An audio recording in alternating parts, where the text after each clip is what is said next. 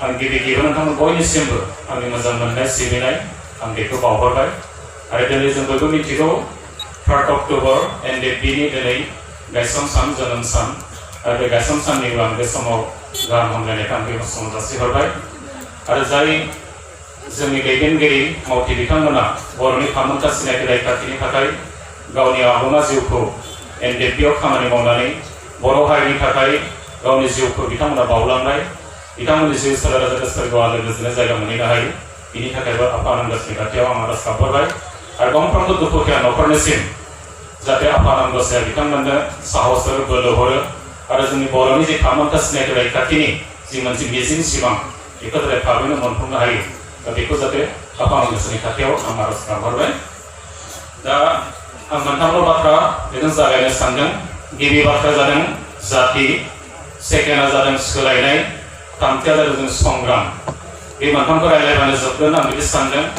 एक नम्बर बाथ्रा जाति हिस्टरिकेल बेकग्राउन्डआ बेखौनो बुङो एनडिएफबिनि दुलाराय बर' फरायसा आफादनि पिटिसिनि आरो जुदि बुङोब्ला बिएलपिनि बाथ्राखौ रायज्लायोबा बेयो जेबो गैया हिस्टरिकेल बेकग्राउन्डआ मोनसेखौल' बुङो जे जातिखौ गिबियाव फोथांनांगौ जाति गैयाबा जेबो जाया जातिया थायोब्ला गासिबो सोलिगोन रायजो बिनायाबो सोलिगोन गांनाय उखैनाय रायलायनायाबो सोलिगोन गोरिब माने दुखियानि खोथायाबो सोलिगोन आरो बेयाव जोंहा दिनै राजनितियाबो बेयाव सोलिगोन नाथाय जातिखौ गारनानै जेबो मोनसे बेयाव सोलिनाय नङा दा बेनि थाखायनो गिबियाव जों जातिखौ रैखाथि होनो हानांगोन आरो एनडिएफबिनि जि आन्दलन एनडिएफबिनि जि संग्राम बै संग्रामा दिनै 33 बोसोर जानायनि कारनाबो जादों बे जाति आरो जातिया दिनै बिथांमोनजों दङ आरो बिथांमोना दिनै सैत्य होननानै बुंदों बिथांमोननि जि आन्दलन बिथांमोननि संग्राम आरो बेखौ बर' रायजो राजाया दिनै जाय बिथांमोना हाथियार हमाखै जाय बिथांमोना न'आव थानानै जाय बिथांमोना दिनै जेरै हायो नांगौबा हरथाम लाखिदों हरब्रै लाखिदों हरबा 1 मास 2 मास बिथांमोनखौ आश्रय होनानै दिनै बिथांमोनखौ दिनै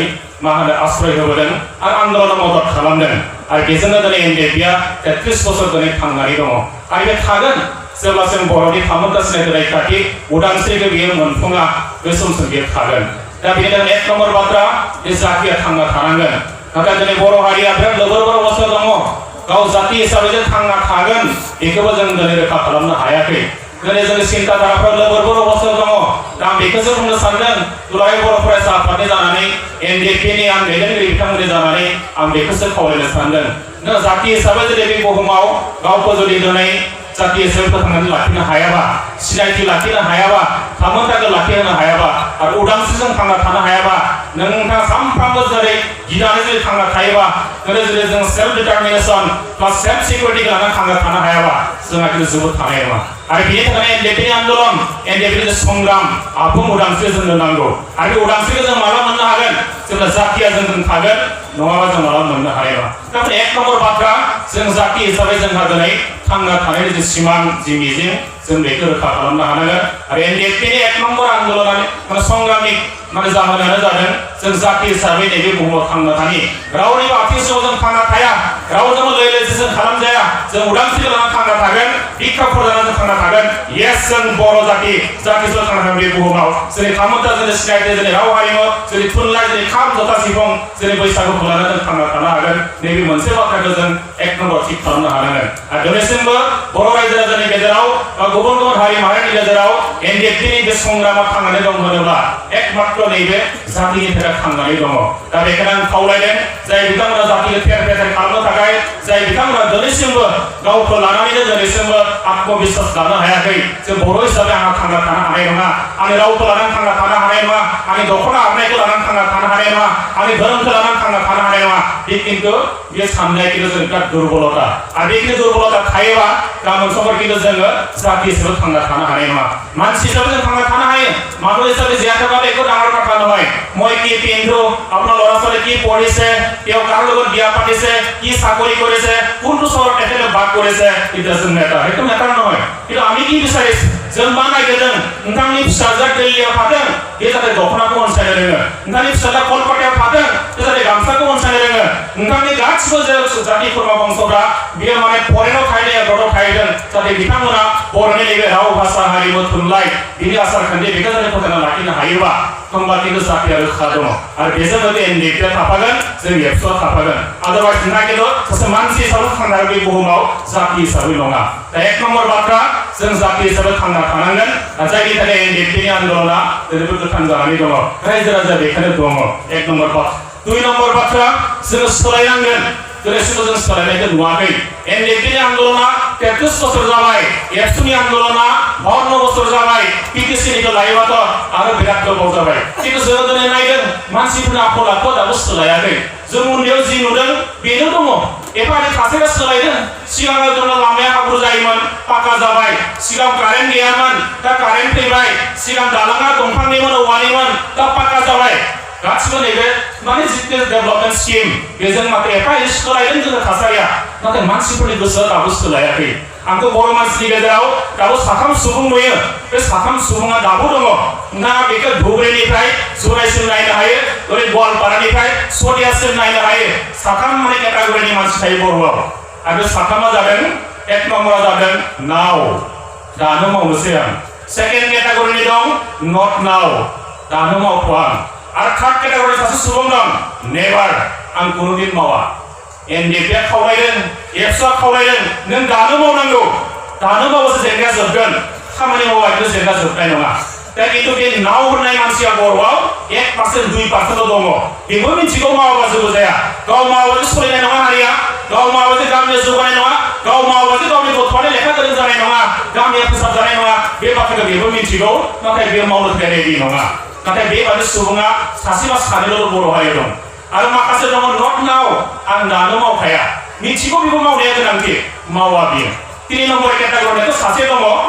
नेभार कुनुदिन मावा जिखि जालाखि दाजा नङा होमबा बेबादि मेन्टेलिटि दा बे साथाम केटागरिनि मानसिया बर'आव दङब्ला आं बुंदों 3 नम्बर आरो 2 नम्बरखौ गारनानै नावा जोंनो जानांगोन येस दानो मावनांसिगोन नङाबा हारिया अलखदाव गोलैसिगोन दा बे एकदम बे बाथ्रा दा जों चेन्ज नांगौ दा चेन्जआ बोरै फैगोन जों जेरावबो सोलायनाय नुदों दा बर' हारियाथ' धोरोमावबो खम नङा बर'आ बाथौ दङ ब्रह्म दङ ख्रिस्टान दङ सतसंगी दङ संकरि दङ इभिन इस्लाम धोरोमावबो दङ साफा सानै चेन्जथ' दाबो जाजोबाखै दा मानो चेन्ज जायाखै आं मालाबा सानो आंथ' एबसु जानानै आं बेखौनो सानो एबसुआ जुदि 10% मावोबा साइक'सुआ 10% मावोबा बाथौआ 5% ख्रिस्टाना 5% ब्रह्मआ 5% संकरिया 5% कृष्णफोरा 5% मावोबा बर' हारिया 100% जेंनाया जोबजोबो खिन्थु जों मावनो हायाखै मानो हायाखै चेन्ज जानो लुबैयाखै जोङो आरो चेन्जखौ जुदि जानो लुबैयाबा बेखौ रावबो जुर जुलुम खालामनो हाया बारा फर्मुला गैसो आंनियावबो बराक आबामाया खिन्थु मोनसे फर्मुला होलांदों आं जास्ट बेखौल' बुंनो लुबैदों बिथाङा जेब्ला फार्स्ट टाइमनि थाखाय राष्ट्रपति जादोंमोन बिथांनि फार्स्ट स्पिचखौ खोनासंदों बिथाङा मोनसे बाथ्रा बुंदोंमोन change we need and we can do it जोंनो चेन्ज नांगौ आरो जों सोलायनो हामारगोन होननानै बिथाङा बुंदोंमोन आमेरिकानो मानो चेन्ज नांगौ जाय आमेरिकायाव 100% लिटारेसि रेट जाय आमेरिकाखौ सुपार पावार होनो जों जाय आमेरिकाखौ बिश्वनि गिदिर होदों खिन्थु आमेरिकाया बुंदों जोंनो चेन्ज नांगौ होनबा जों बर' हारिया 40% लिटारेसि रेट 60 मानसि इलिटारेट गावनि मुंखौ लिरनो रोङा बेसेबां चेन्ज जानांगोन जोङो थेवबो जोंहा चेन्ज जानो लुबैया दा बिथाङा मोननैल' बाथ्रा बुंलांदों चेन्ज जुदि जानांगौब्ला लामा बारा गैसोआ एक number nothing can be change until it is face कुनु मोनसे बुस्थु ओरैनो चेन्ज जाया जेब्लासिम बे सौग्रावा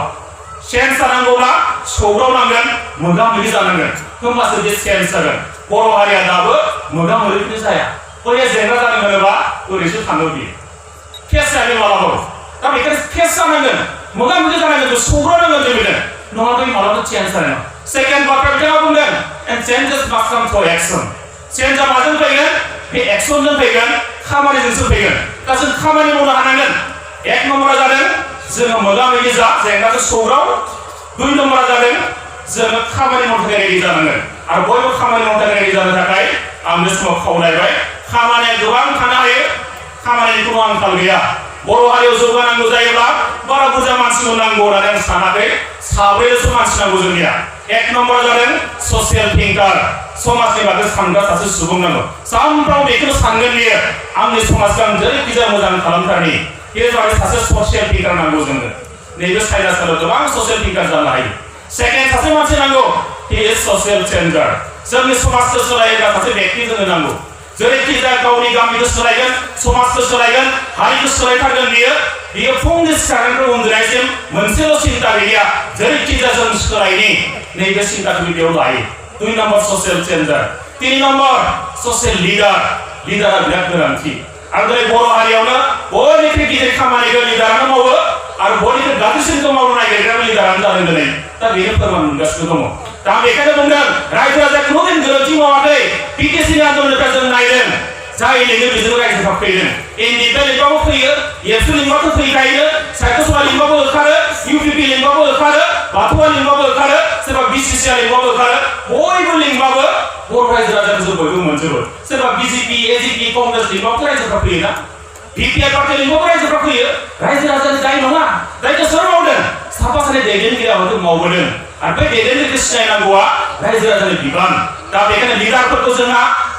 नांगोन मोजां लिडार जाय लिडारा जोंनि गांनाय उखैनायाव थाफायो जाय लिडारा नोंथांजों फुंनिफ्राय हरसिम बियो थाफायो जाय लिडारा नोंथांनि गासै आकांक्षाखौ मोननो हेल्प खालामो बैबादि लिडारखौ नोंथाङा नायनांगोन सिनायनांगोन दिनै गोनो गोथो जाबा जानाय नङा उमुगा ओरै बुंदोंलै उमुगफ्रासो मोजांसोलै उमुगफोरखौ सुखियानो जासिगोनलै नङाबाथ' जों बिथांमोनजों थायाबा सुबिदाखौ मोननाय नङा नामा नैबे साननाय रायजो राजाफोरा थायो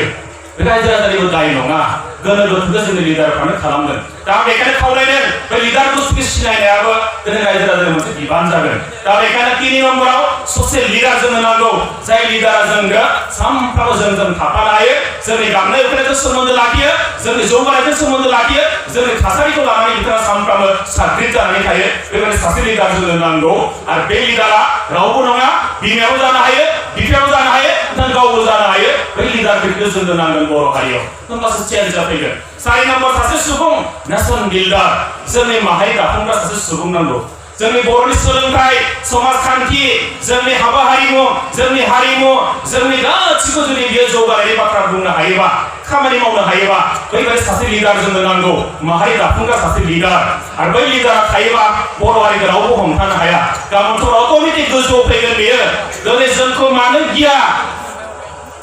होनोबा जोंहा दिनै आफादफ्रा दङ बर' थुनलाइ आफाद दङ एबसु दङ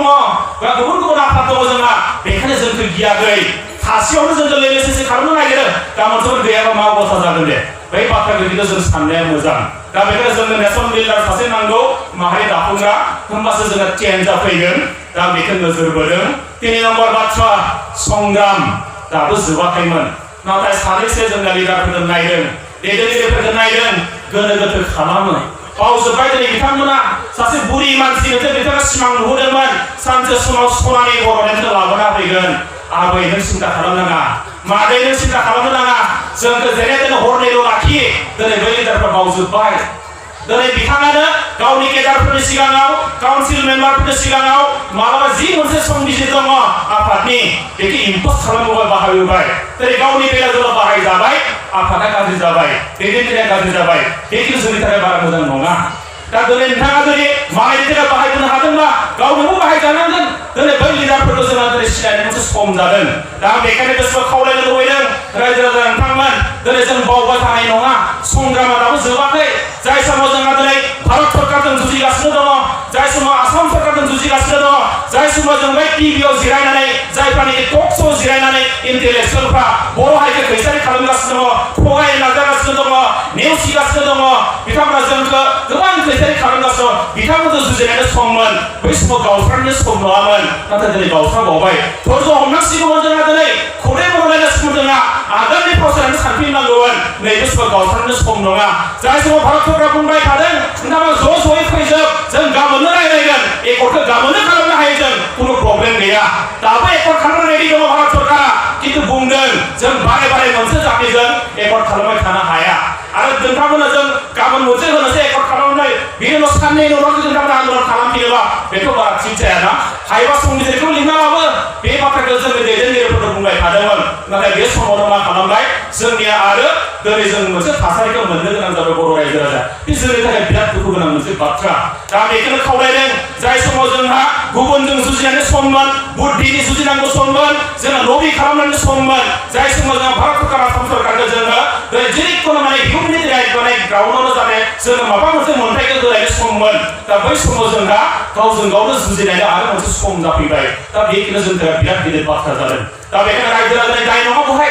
लिडार गोष्ठियानो माखासेया बे दायखौ जुदि गोरोन्थि मावदोंब्ला बिथांमोना सानफिननांगोन जारिमिनारि खिन्थु रावखौबो निमाहा होनाय नङा रायजो राजानि खिन्थु रावखौबो निमाहा होनाय नङा दा बेखायनो जों बेखौनो बुंदों नोंथाङा सोरजोंबा बाहायजादों नोंथाङा गावनो बाहायजादों बै बाथ्राखौ साननाया मोजां सोरबाया जुदि गावनि मुलाम्फानि थाखाय जुदि नोंथांखौ बाहायदोंब्ला बेखौ नोंथाङा साननो रोंनांगोन आरो सोरबाया जुदि नोंथांखौ दिनै सोरबाया जुदि गावनि राजनिति लामा लाबोनो थाखाय जुदि नोंथांखौ बाहायनो नागिरदोंबा बा बाहायजादोंबा बे खिन्थु जातिनि थाखाय बिराद गिदिर खहा जागोन दा बेखायनो बे समाव खावलायदों जोङो बै लिडार गोष्ठिखौ सिनायनाया दिनै मोजां रायजो राजा खिन्थु गोरोन्थि जानांगौनि बाथ्रा गैया आंथ' दाबो आसाबादि जे जोङो दहायनो बुंदों जे एबसु दङ जों एनडिपि दङ जय एक्सन कमिटि दङ इउडिपि दङ आरो लाख लाख बर' रायजो राजा दिनै नैबे ग्रुपजों दङ दा बे गियाननि जेबो बाथ्रा गैया गाबोन समाव भारत सरकारा बिसजन लानो बाध्य जागोन आरो जोङो बेखौ मावफुंनो हागोन दा बेखौ गोनो गोथो लानांगौ जेबो बाथ्रा गैया रायजो राजा नोंथांमोन आं बेखौ खावलायदेरबाय बे मोनथामल' बाथ्रा आं बेखौ बुंदेरबाय दा बिनि उनाव आङो बुंनो लुबैदों जेरै जोंहा गोबां दाबो एनडिएफनि गेजेराव बिथांमोना दङ जाय बिथांमोना दिनै न' गोलावआव थायो बे न' गोलावआव थाग्राफोरखौ जोङो सोंखारियो एबसुखौ सोंखारियो एबसुआलाय मा मावो होननानै आंबो बेखौ सानफ्लाङो 12 बोसोर जाबाय आङो मिरु आफादाव मा मावो आंबो बेखौ नाजानानै होननानै मालाबा सानो बेखौनो दुनियानि गासिबो गारजोबदों दिनै एबसुआव दङ आङो साख्रि गारदों गभर्नमेन्टनि स्कुल गारदों आं बेखौबो गारबाय बिनि उनाव आङो गावनि प्राइभेट स्कुल खुलिदों बेखौबो गारदों बिनि उनाव जों आं दखान खुलिदों बेखौबो गारदों बे गासिबो गारजोबदों दिनै एबसु मावो बिनि उनाव जोंखौ सोङो एबसुआ मा मावो बेखौथ' सानैफ्रा नायबा रावबो नुनाय नङा एबसुआ आसलथे मा मावोमोन जायफ्रा रिसार्च खालामो मिथिगोन एनडिएफआ मा मावदों एबसुआ मावदों बिथांमोना मिथिगोन सानैफ्रा नायबा खिन्थु रावबो बुजिनाय नङा गामियाव मोसौ मासे गोमाबा एबसु गोसोआव फैयो बिसि फिसाय बुलायदों एबसु गोसोआव फैयो रेलाव सासे हिनजावसाया बांगालाव मादों थांदोंनो एबसु गोसोआव फैयो एलपि स्कुल बिजाब गैया एलपि स्कुल कुइसना बन्द अंकआव नैनि जायगायाव 3 जादों एबसु फिस फैयो होमबा एबसुखौ मानो नांगौ थेवबो सोर एबसुखौ मानो नांगौ दा एबसुआ बेखौनो मावगासिनो दं एनडिएफआ न' गोलावआव थायो बेखौथ' मेगन सायो दा खिन्थु दिनै रायजो राजा बुजिनाया मोजां नोंथाङा दिनै 5000 बिगानि सानि मालिक 10,000 बिगानि नोंथाङा राबार गायबाय 30,000 बिगा गय गायबाय नोंथाङा गिदिर ठिकादार जाबाय बिल्डिंखौ 10 तला लुबाय गारिखौ गोदान गोदान नोंथाङा दिनै बायना लाबाय मानो हादों बे न' गोलाव थाग्राफोर जायगाखौ नोंथाङा बायनो हादों नङाबा गुबुन हारिजों बुख्रेजागोन नोंथांनि गारिया एसेबां धन सम्पति खामायनो हायामोन सिकिउरिटिखौ सोर होदों नैबे न' गोलाव थाग्रासो होगासिनो दं बे बाथ्राखौ बुजिनाया मोजां दिनै नोंथाङा गावनि गथ' शिलंआव फोरोंदों गुवाहाटियाव फोरोंदों दिल्ली मुम्बाइ चेन्नाइआव फोरोंदों एब्रडआव फोरोंदों जोंहा बुंनांगौ बाथ्रा गैया बे न' गोलाव थाग्राखौ मानो बाजादों बिथांमोना मा मोनदों दिनै बिबै थैयो सारादुआव थांनो मोना बिनानाव हाबा आखाइ हमनानै हैनो हाया दाबो हाग्रायावनो दङ माखासेया नाथाय बिथांमोना दिनै सोरबा सानैसोआ थाखा फैसा जाबाय गारि मटर जाबाय गथ'खौ फरायना फोरोंनो हादों बिथांमोना बुंबाय आन्दलना लावद्रायबाय लावाखै बियो मानो लावनो गाबोन फिसा मोनसे एकर्ड खालामनोसै जों आरो साननैनि उनाव जों आन्दलन खालामफिनसै नामा खालामा जोङो भारत सरकारजों लबि खालामबाय थादों राजनिति खालामबाय थादों जेसे हागौ मोजां बर'नि एनसिडेन्टखौ जुजिबाय थादों गोनो गोथो जानांगौनि बाथ्रा गैया बे न' गोलाव थाग्राफोरखौ जाय बिथांमोना सोंखारियो बिथांमोनखौ आंनिया बुंनांगौआ बेनो नोंथाङा गावनि गथ'खौ बिराद गोरों खालाम लेखा फोरों आइएस खालाम आइपिएस खालाम धनि खालाम जोङो साननांगौ जों गैया नाथाय जों एबसुखौ न' गोलाव थाग्राखौ माहारियारि आफादनि बिबानगिरि मावथिफोरखौ जाहाथे नोंथांमोना गोनो गोथो खालामा आं बेखौ खावलायदों आदारवाइज नोंथांमोना बे गाबोन समआव बे थाखा फैसा खामायनाया जेबो गैया बिश्वनाथ बारि टाउनाव आं खोनादों बर' मानसिफोर एबसु आन्दोलन खालामनाय गियो हमारे को खांगी दे आसो आमी तुम्हाला के आंदोलन करेले हमारा अवस्था को बेयाव माने गिनांगौ नोंथाङा माने गिनांगौ गोसोबो गैयामोन ना जों दङ नोंथांजों माने गिनांगौ नोंथाङा दिनै मोजां साख्रि मावनानै दङ असान्ति जानो सानदों नामा नोंथाङा सान्ति जानाय नङा गाबोन समफोर नोंथांनो बसुमतारी दंखायोना दैमारिया दंखायो नोंथांनो गनाय नङा दा बेखायनो नैबे हान्जाफोरजों थायाबा गाबोन समफोर नोंथांनो रक्षाबो रावबो होनाय नङा खिन्थु जोंसो होनांगोन बे आफादफ्रा बे बाथ्राखौ खिन्थु बुजिनाया मोजां आं बेखौ खावलायबाय आङो बाथ्रायाव बेखौनो खावलायनो सानदों जे जोंनि दिनै एबसुआनो था एनडिएफआनो था जाय बिबानगिरि दैदेनगिरि बिथांमोना दङ आं बयखौबो खावलायनाय बेनो जों गोथां मुंख्लं जानांगोन मुंख्लं सासेया दिनै आंनि लोगोबो मुंख्लं जाबाय सोरनिबा लोगोबो मुंख्लं जाबाय खारन मुंख्लंनि गासिबो गुना आंनियावबो दङ दा जोङो आं बेखौनो खावलायदों जों गोथां मुंख्लंनि जि मोनसे पार्सनेलिटि जि मोनसे व्यक्तित्व बे व्यक्तित्वखौ जों हमथानानै लाखिनो हानांगोन आंनि गाननाय जोमनाय आंनि थाबायनाय आंनि रायलायनाय आंनि मानसिफोरजों सोमोन्दो लाखिनानै खामानि मावनाय समाज जौगानायनि खामानि मावनाय गासिबो जुदि बिराद सार्ट डिसिप्लिन जायोबा बिराद सार्ट कन्ट्रल जायोबा बेनो बिराद मोजां सासे सुबुं जानो हायो मोजां सासे सोमावसारारिनि बे मोनसे केरेक्टार जानो हायो आरो बेखौ मेनटेन खालामनांगोन जोङो दिनै नङाबा आं बेखौनो बुंदों जे नोंथांनि लोगो सासेया दिनै माबा मोनसे जाथायाव पुलिसजों गावथारजाबाय आन्दलनाव थांनायाव बियो थैनांगौ जाबाय बेखौ जों मुंख्लं बिमुं होयो दा बेखायनो आंबो एखे केरेक्टारनि मानसि दा बेखायनो आं थांना थानाय समाव बे गासिबो केरेक्टारफ्रा आंनियाव थानांगोन आंनि व्यक्तित्व थानांगोन आरो बेखौनो लाना थांनानै आं गाबोनफोर खामानि मावनो हानांगोन रायजो राजानि थाखाय रायजो राजा गांनाय उथायनायनि थाखाय आरो बेखायनो आं बुंदों साफ्रोमबो जोंनि एनडिएफनि काउन्सिल लिडारानो जा माने लिडारानो जा केडारानो जा बा एबसुनि आं बयखौ बुंदों जों दिनै साफा साफा गोथां मुंख्लंनि जि बिबान बे बिबानखौ जों रुजुननो हानांगोन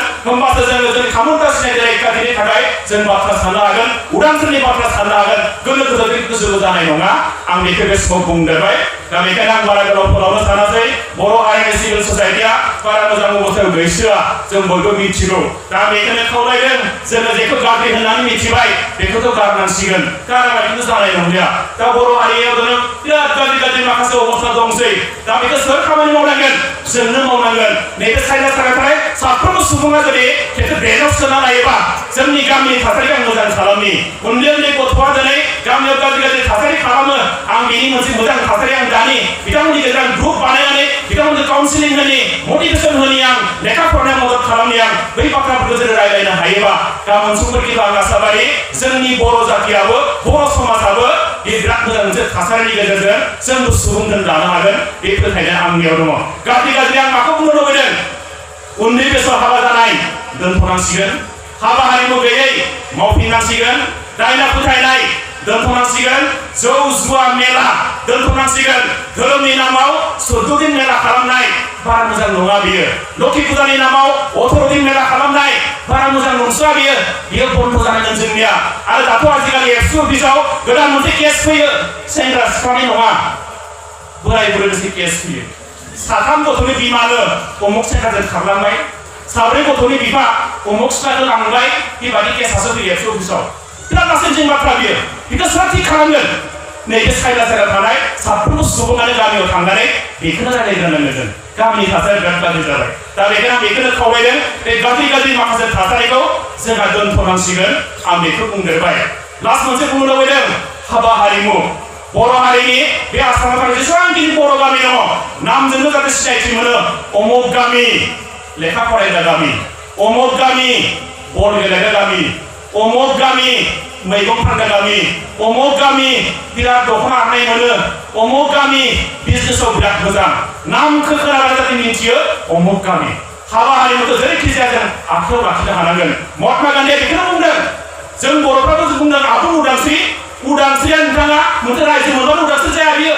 उदांस्रिया माजों जागोन जेब्ला गावनि आथिङाव गसंनो हानांगोन जेब्ला बर'लेण्डखौ मोनोबा बिनो आइएस आइपिएस एससिएस एसडिपिअ गासिबो जेब्ला बे अफिसारफ्रा बर' जागोन बै सानखौ नोंथाङा बुंनो हायो आबुं उदांस्रिखौ मोनमारबाय बर' जातिया थाखा फैसानि थाखाय मालायनि खाथियाव साफिला मालायखौ फुदुंलिया मालायनियाव दास-दासि जानानै थांना थालिया बै बाथ्राखौ जे सानखालि नोंथाङा साननो हागोन बै सानखालि जों आसल उदांस्रिखौ जों मोननो हागोन दा बे रांखान्थिया जोंनि आखायाव थानांगोन आं रायजो राजाफोरखौ खावलायबाय फिसानिफ्राय गिदिरसिम जेसे हागौ जों खामानिखौ मावनांगोन आं बेखौ खावलायबाय लास्ट मोनसेल' पइन्ट सोलोंथाइनि थासारिया बारा मोजां नङा देग्लाय मेट्रिकआव जोंनिया 2019आव माने बर' बिजोंनिफ्राय 340 जन गथ'फ्रा पाब्लिक मोननाया खमिदों थांनाय बोसोर जोंनिया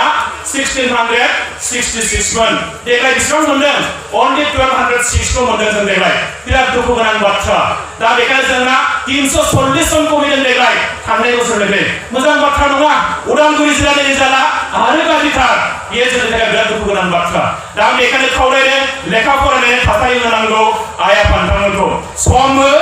थासारि हो फोरोंगिरिजों सोमोन्दो लाखि थाखा फैसाखौ जमा खालाम गथ'फोरखौ फि हगारनो नाङा आरो सानफ्रोमबो नोंथाङा गामियाव ओरैबायदि मोनसे हाबाफारिला सोलोंथाइनि हाबाफारि मोजां बिमा मोजां बिफा सासे सायख' बिथांमोनखौ बोसोरसेयाव खेबसे मान हो बराय आं बेखौ खावलायदों सोलोंथाइनि नैबेखिनि हाबाफारिखौ जोंहा लानांगोन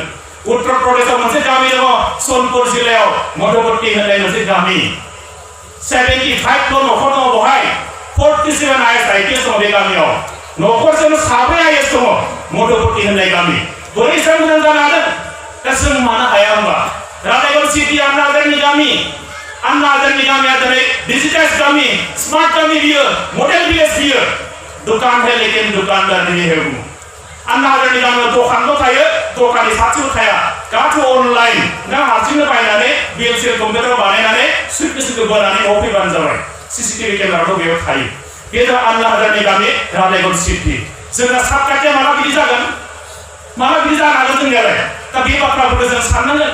जोंना दा बे बाथ्राफोरखौ जों साननो हानांगोन जोङो मानसिफ्राल' नरेन्द्र मदिया बुंबाय थाब्ला जानाय नङाना माबानो क्लिन इन्डियानो स्किल इन्डियानो डिजिटेल इन्डियानो स्मार्ट इन्डियानो मेक इन इन्डियानो स्टार्टआप इन्डियानो आंथ' सानदोंमोन बेयावनो जोब्बाय नामा जोबाखै बिनि उनाव बुंबावबाय बिथाङा माबा यं इन्डियानो निउ इन्डियानो आरो लेटेस्ट बिथाङा 15 दिनसो सिगाङाव बुंबावबाय माबा फिट इन्डियानो माने इन्डिया सिगां फिटआनो नङामोन आरो आगोलनि इन्डियानो फिट नाथाय आजिखालि नरेन्द्र मदिया फिट इन्डिया दा फिट इन्डिया नालाय इसिबां बुरजा इन्डिया बुंबाय सोरजों जागोन बेलाय by whom but how by U पिपल नोंथांमोनजोंसो जागोन बियो जोंजोंसो जागोन बियो हारसिङै नरेन्द्र मदि बुंबाथ' जानाय नङा ना प्लास्टिक बर्जन কৰিব লাগে কংগ্ৰেছবিলাকে যদি কয় বিজেপি চৰকাৰৰ নীতি আমি নামানো এজিপি যদি আমি নামানো ক্লিন ইন্ডিয়া হ'ব নেকি ইয়াত স্বচ্ছ ভাৰত অভিযান হ'ব নেকি ইয়াত নহ'ব दा बेखौनो आंनि खोथाया जादों बे गिबि बाथ्रा जोंहा नैबे थासारिफोरखौ जोंसो नायनांगोन जोंबो स्मार्ट जानांगोन मानसिफ्रा डिजिटाइज जानांगोन बै बाथ्राफ्रा जोंनि ब्रेनाव हाबनांगोन आरो साफ्रोमबो उन्दै गथ'खौ दिनैनि थासारिजों जोंहा खाब जानानै सोलोंथाइखौ होनो थाखाय बयबो नाजा आं बेखौनो खावलायबाय जोबनायाव बेखौनो बुंनो लुबैदों जे बेनो जाबाय धोरोम सिबिनायनि बेलायावबो जों थिग जानांगोन फुंनि बेलासिनि आर'ज साफ्रोमबो गथ'खौ थांना लाफा आं खावलायदों आरो जेब्ला गिर्जायाव फैगोन थानसालियाव फैगोन मन्दिर केन्द्र जेब्ला फैगोन उन्दै गथ'फोरखौ लाबोफा आं खावलायदों जों बोराय बुरि बिसिबसे सानैल' धोरोम सिबिनानै आखल मोजां जानोसै भगवानजों लिंक जानोसै बे साननाय खिन्थु बारा मोजां बाथ्रा नङा गाबोन समफोर नोंथाङा गावनि गथ'खौ भगवानजों लिंक खालामनो हायाबा पाप पुण्यखौ जुदि बुजायनो हायाबा एबारे बेखौ नैतिक गियान होनो हायाबा स्पिरिचुवेल गियानफोरखौ होनो हायाबा बेखौनो लानानै जोंहा गिनांगौ जानांगोन आंथ' बर' गामि गोबां बेखौनो नुदों बिमा बिफाया पार्टिखौ ताला मारिनानै साबिखौ जानजियाव लानानैसो उदालगुरि बाजारखौ जानो थांनो गोनां जायो सोरखौ गियो बेलाय सिखावखौ गिया बियो गावनि गथ'खौनो गियो मानो धोरोम गियानखौ सोनो हायाखै जों बेनो दा बेखायनो सत्यबानजों सोलिनांगौ जायोबा आदर्शबानजों गथ' खालामनांगौ जायोबा भगवानजों लिंक खालामना हो धोरोमजों लिंक खालाम आं बेखौ खावलायदों जोंहा बेयाव थिग जागोन फुंनि आरो बेलासिनि आर'जआ खिन्थु गंफ्रोमबो बर' न'खराव जानांगौ आं बेखौ खावलायदों नोंथाङा बिराद सनानि बिसिना बानायना लाबाय खिन्थु बाथौखौ लुनो थाखाय सिलायाव दखरसेबो जोंहा सिजौ गायनो थाखाय जायगा होनो हायाबा बेथ' थिग जानाय नङाना दा बेखिनि जोंहा थिग खालामना लानांगोन जोंहा मन्दिरफोरखौ थिग खालामना लानांगोन जोंहा गिर्जाफोरखौ थिग खालामना लानांगोन थानसालिफोरखौ मोजां लुना लानांगोन जोंहा आसल मानसि दाग्रा अनुस्थाना बेसो स्कुल कलेज इउनिभारसिटिया जोंनो डिग्री डिप्ल'माल' होयो आसल जोंना मानसि दानायनि सार्टिफिकेटखौ सोर होयो बै मेन मेकिं इन्डास्ट्रि गिर्जाफ्रा होयो बे थानसालियासो जोंनो होयो दा बे थानसालिफोरखौ बे मोजाङै लुनानै लानांगोन आं बेखौ खावलायदेरबाय जोबनायाव मोननैल' बाथ्रा जोंनि समाजखौ जों मोजां खालामनांगोन समाज बेबस्थाया बिराद गुलाय गुजाय जानानै दङ उन्दै गथ'फोरखौ जों मोजां खालामनांगोन दा उन्दै गथ'आनो जोंनि मूलधन बेसोर जोंनि फिउचार बे गथ'फोरखौ मानसि दानो हायोबा जोंहा निश्चिन्त आरो गाबोन समाव जोंहा बर' हारिखौ लानानै बारा टेनसन जानो नाङा दा बेखायनो आं खावलायदों जोंनि जायखिजाया जोंनि गामिखौ गुन गोनां गामि खालामथारनांगोन आं बेखौ खावलायदेरबाय जोबनायाव मोननैल' पइन्ट जोंनो गोजोन थासारि नांगोन खौसेथिखौ जोंनो नांगोन गोजोन आरो खौसेथि गैयाब्ला जों मालाबा जौगानो हानाय नङा खौसेथिया बे खुगानि स्ल'गानल' जाबा जानाय नङा डायलगल' जाबा जानाय नङा गोबाङानो बुङो जों एबसुजों रायलायनो थाखाय रेडि गोबाङानो बुङो एनडिपिपिजों रायलायखाबाय जों किन्तु बै रायलायनायानो डायलगल' जाबा जानाय नङा मेडियानो खिन्थाबा जानाय नङा बेयो आसल प्रेक्टिकेल हार्टजों रायलायनांगोन अनगोजों रायलायनांगोन लजिकजों रायलायनांगोन नोंथाङा मबे सुक्तियाव मायाव जों ज' जानो हायो बै जिनिसफोरखौ जोङो जुदि स्ल' खालामना लायाबा बे जास्ट स्ल'गानल' बेयो जागोन दा आं बेखायनो खावलायदों गोजोन थासारिखौ थानांगोन खौसेथियाबो फैनांगोन दा बेखौ खावलायदों खौसेथिनि अनगा जोङो खिन्थु गुबुनजों दहाय सारा बुंनाय बायदि सिख्रेट जागोन होननाय आरो बे बाथ्राया सोलिगासिनो दं दा बेखायनो आं खावलायदों जों जुदि ज' जायोबा गासिबो थिगानो आरो ज' जायाब्ला खिन्थु खस्थ' मोननो थाखाय राजिखा हारिया खिन्थु थैनाय नङा बर' हारिया गोरलै थैग्रा हारि नङा बे नङा होमबा खिन्थु खस्थ' मोननो थाखाय रेडि थानांगोन आं बेखौ खावलायदों दा जोबनायाव इस्यु आरो डेभेलपमेन्ट बे मोननैखौ बुजिनांगोन इस्युआ बेनो जोंहा सिङाव हानि इस्यु दङ बर'लेण्डनि इस्यु दङ जोंहा सोलोंथाइनि इस्यु दङ जोंहा केटनि इस्यु दङ 6टा जनजाति एसटि होनो नागिरदों बेनि हेंथा जुजिनायनि इस्यु दङ बै इस्युफोरखौ बुजिनांगोन आरो बे समाव जुदि नोंथाङा डेभेलपमेन्टनि उन खारोबा बै इस्युआ बेनो बिराद गोजानाव बे थाबोगोन मोननैबो स्रें खारा रायजो नोंथांमोन बै इस्युखौ लानांगोन नङा डेभेलपमेन्ट लानांगोन डेभेलपमेन्टखौ लायोबा इस्युआ बिराद गोजानाव थाबोगोन आरो इस्युखौ सिगाङाव लाङोबा डेभेलपमेन्टखौ दोनथ'नो गोनां जानो हानाय बे मोननैखौ बुजिबानो जायो बिटिएडि ओनसोलनि रायजो राजा नोंथांमोना दा बिटिएडि रायजो राजा नोंथांमोननिसिम आंनियाव बुंनांगौ मोनसेल' बर' हारिया बिसिबां गावस्रायो जोंहाथ' मेगन माने खर' सानबोजोबो गैयामोन आंनिया आरो खिन्थु मानो खर' सानांगोन दा बे मोनब्रै जिल्लायाव बारा टेनसन गैया मानोना मानसिया बिराद बुरजा बेयाव खिन्थु जोंनियाव टेनसन जाहैयो जै बेयाव गावस्रायो जोंना न'खरजोंनो बिदा फंबायनि गेजेराव गावस्रायो थारमाने मानसि गैया नालाय धेमाजियाव प्रब्लेम जायो गवालपारायाव प्रब्लेम जायो साउथ टंकआव प्रब्लेम जायो जोंनिया बिश्वनाथ बायदियाव जोंना प्रब्लेम जायो खिन्थु नोंथांमोन मोनब्रै जिल्लायाव बारा जाया दा बेखायनो जोंना बै मोनब्रै जिल्लाखौ नाहरबाय थायो गलाघाटनिफ्राय क'क्राझाराव जुदि बुलायोबा गलाघाटआव बुलायना आराम जायो चिराङाव नांलायोबा काजलगावआव नांलायनाया स्टार्ट जायो मानो मोनब्रै जिल्लाखौ रल मडेल होननानै सानना लायो दा बेखायनो मोनब्रै जिल्लानि सुबुंफ्रा बांसिन नोंथांमोना साग्रिद जानाया बिराद गोनांथि दङ बांसिन नोंथांमोना सजाग जानांगोन एवेर जानांगोन बेखौ खावलायदों नङाबा खिन्थु बयहाबो बेखौ सोलोंहैयो जोंनि लक्ष्मी फुजायाव थांनाय बोसोर एबसु फुजायाव जुवा गेलेनो थाखाय पारमिसन बिफैदों ओरैबायदि पारमिसन बिफैदों आंबो दङ बेयाव बे सार बेखौ गोबानो जायोलै मालाय ओरैबायदि क'क्राझारावनो बनरगावआव इसिबां गेलेयो बिजनियाव बेसेबां गेलेयो जोंना गलाघाटआव गेलेबाय मा जानो लोगो लोगो आंखौलैनो गथ'फ्रा बेखौ बुनानै दाब्राहरबाय बिजनियाव गेलेयो होननानै क'क्राझार बनरगावआव गेलेनो होननानै गलाघाटआव बे शिशुफोरनो गेलेनो मोना जुवा होननानै बेखौ बुनानै दाब्राहर मानो गासिबो ओरैनो सोलोंजोबो थारमाने नोंथांमोनखौ गोरों सानो नालाय दा बाथ्राया जादों बेयो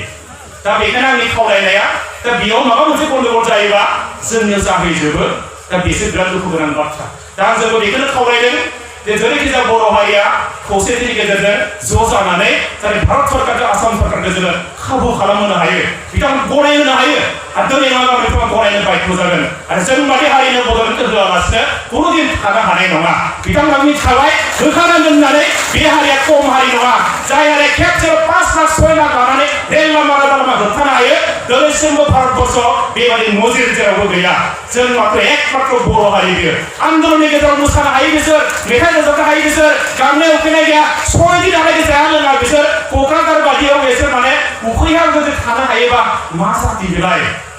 आंबो सानाखैमोन जे आं 6 दिन थानो हागोन आइया थिगसो रायदों नों बे ओंखाम जायालासिनो बे थायैनि थाखायसो नों एबसु मावदोंमोन नामा गारना फैजोबनानै आंखौ रायदों आइया आं बुंदों 6 दिन जायाबा थैया आं बेखौसो नायनायदोंमोन आइ होननानै दाथ' थैयाखैना होनो नङा होमबा आंबोथ' मिथियामोन ना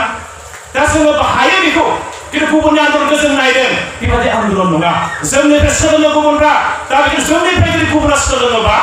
दा जोंहानो बांसिन मावनांगौनि रल मडेल जानांगौनि बै आखुथाय बे आखुथायखौ जों मेनटेन खालामनो हानांगोन आं बेखौसो खावलायबाय